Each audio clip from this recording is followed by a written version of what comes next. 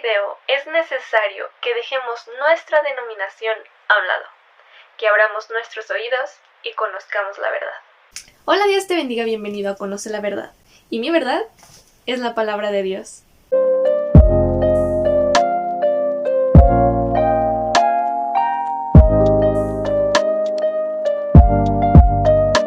¿Hablar en don de lenguas es bíblico? La respuesta es sí. Pero lamentablemente en la actualidad existen ciertas iglesias o denominaciones que usan este don de forma distinta a lo que nos muestra la Biblia. Es por eso que existen confusiones. Pero vayamos a las Escrituras, vayamos a la Biblia para ver qué es lo que Dios nos dice de este tema, de este don. Vayamos a 1 Corintios 14 del 1 al 5 y dice: Seguid el amor y procurad los dones espirituales, pero sobre todo que profeticéis. Porque el que habla en lenguas no habla a los hombres, sino a Dios, pues nadie le entiende, aunque por el Espíritu habla misterios. Pero el que profetiza habla a los hombres, para edificación, exhortación y consolación. El que habla en lengua extraña a sí mismo se edifica, pero el que profetiza edifica la iglesia. Así que, quisiera que todos vosotros hablaseis en lenguas, pero más que profetizaseis, porque mayor es el que profetiza que el que habla en lenguas, a no ser que las interprete, para que la iglesia reciba edificación.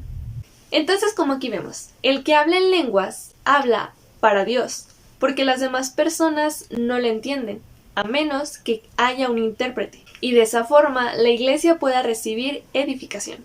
Claramente Pablo no minimiza este don.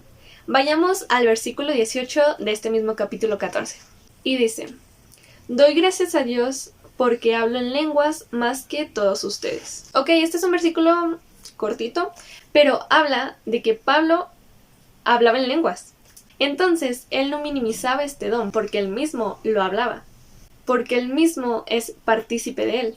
Pero Pablo nos anima a que usemos este don de forma que edifique a la iglesia, que sea de edificación para el cuerpo de Cristo. Veamos este mismo capítulo 14 del versículo 12 al 17.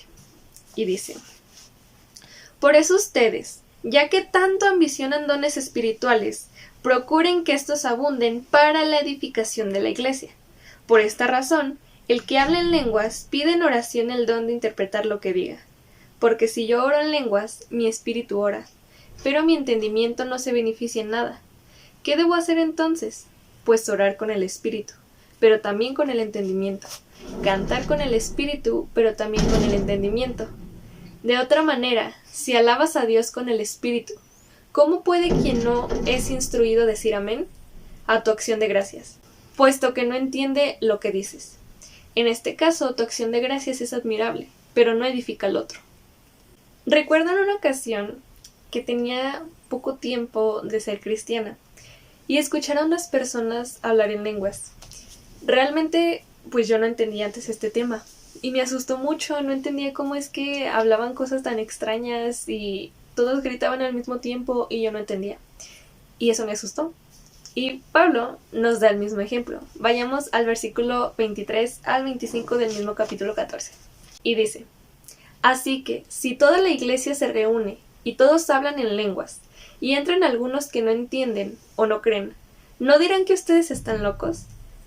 Pero si uno que no cree o uno que no entiende entra cuando todos están profetizando, se sentirá reprendido y juzgado por todos, y los secretos de su corazón quedarán al descubierto. Así que se postrará ante Dios y lo adorará, exclamando: realmente Dios está entre ustedes. Y esto realmente es muy cierto, porque si una persona que no es creyente entra y todos estamos hablando así como que, bueno, quien habla en lenguas están así como que todos hablando al mismo tiempo y no hay intérprete, dirá: ¿qué está pasando? O sea, no entiendo nada, se va a asustar como aquella vez yo lo hice. Y aquí Pablo nos da el mismo ejemplo. Y dice, si están hablando todos en lenguas, o sea, va a decir que están locos, pero si están profetizando, se dará cuenta que Dios está entre ustedes. Pero aquí cuando habla de profetizar, no se está refiriendo a que una persona esté adivinando y diciendo el futuro. Porque si vamos al Antiguo Testamento y vemos qué era lo que hacían los profetas, ellos hablaban de una esperanza, ellos hablaban de un Salvador que había de venir. Ellos hablaban de la palabra de Dios, pero en cuanto a un Redentor. Por lo tanto, profetizar para nosotros es llevar el Evangelio, es hablar de la palabra de Dios.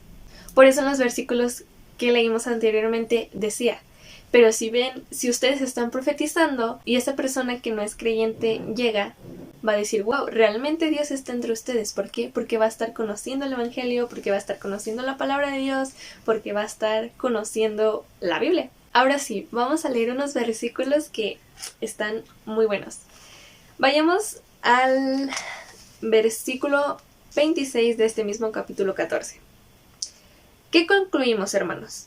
Que cuando se reúnan, cada uno puede tener un himno, una enseñanza, una revelación, un mensaje en lenguas o una interpretación. Todo esto debe hacerse para la edificación de la iglesia. Si se habla en lenguas, que hablen 2 o cuando mucho 3, cada uno por turno, y que alguien interprete. Si no hay intérprete, que guarden silencio en la iglesia, y cada uno hable para sí mismo y para Dios. Versículo 33. Porque Dios no es un Dios de desorden, sino de paz. Qué fuertes versículos, porque si lo vemos de esta forma, la Biblia es clara. Nos está diciendo que todo sea en orden, porque Dios es un Dios de orden. Que si van a hablar en lenguas, que sea por turnos, máximo 2, 3, y que haya intérprete. Si no hay intérprete, que calle y que hable a sí mismo con Dios en sus lenguas que no se entienden.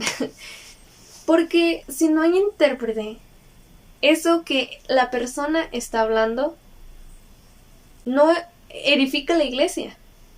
Y los dones que Dios nos da son para la edificación de la iglesia.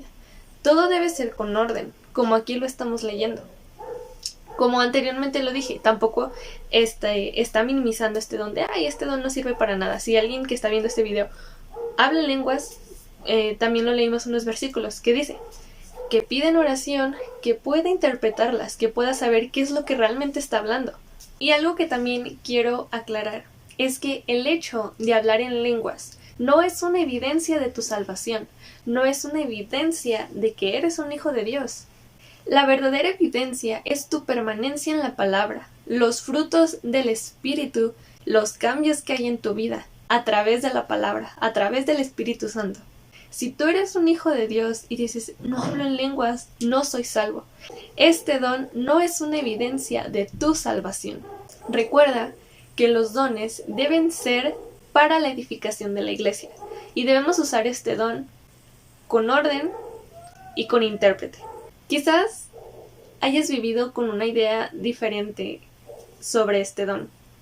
Quizás tú creas algo distinto, pero realmente la verdad, para aquellos que ponen su confianza y fe en Jesús, es la palabra de Dios. Así que te animo a que escudriñes, a que leas, a que busques, a que investigues, para que el Señor nos pueda dar claridad sobre este tema. Y eso sería todo por mi parte. Dios te bendiga.